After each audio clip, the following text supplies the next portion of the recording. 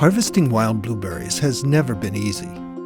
Instead of planted in easy-to-pick straight rows like most crops, wild blueberries are wild because they grow naturally. Farmers have to work on rocky slopes in Maine, Quebec, and eastern Canada, where the spreading low bushes grow on blueberry barrens.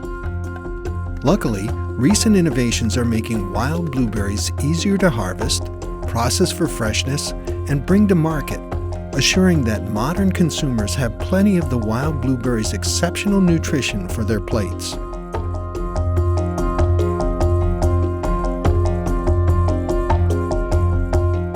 Wild blueberry farmers are a diverse bunch, from small operations with 1 or 2 acres of fruit, hand-picked and packed by the family in their garage, to huge spreads processed with ultra-high-tech machinery.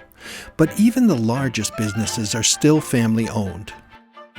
The growers and processors take pride in their family's land and use methods to ensure proper stewardship of the resource. My daughter and my nephew work with us now in this business, and that's the 5th generation in our family, and that's something, as I said, you don't hear about much today. My great-grandfather started the business, my grandfather, my father. I've worked here, my son has worked here some. We're proud of farming our land. It's fascinating how recent innovations have made wild blueberries available around the world, yet the wild blueberry is still only grown where nature put them. One critical change was bringing the pollinators to the berries. We started bringing in hives from out of state. Now we have about 60,000 hives that we bring into Maine. We're the second largest users of beehives in the United States. New advances in scientific research also help crop management with improved disease and insect controls. Even as farmers learn how to enhance yield, the wild blueberry success story has been based on sustainability. Proven agricultural practices like irrigation sustain the plants under difficult conditions. A blueberry is 88% water and 12% solids. So from the time you finish pollination in the spring to the time you pick them in August, you have got to get water. So irrigation is a big investment and one that has a payoff more often than not. The traditional method for pruning wild blueberries is burning the fields.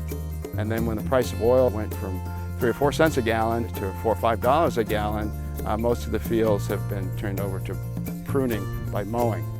The rocky landscape is a challenge at harvest time as well.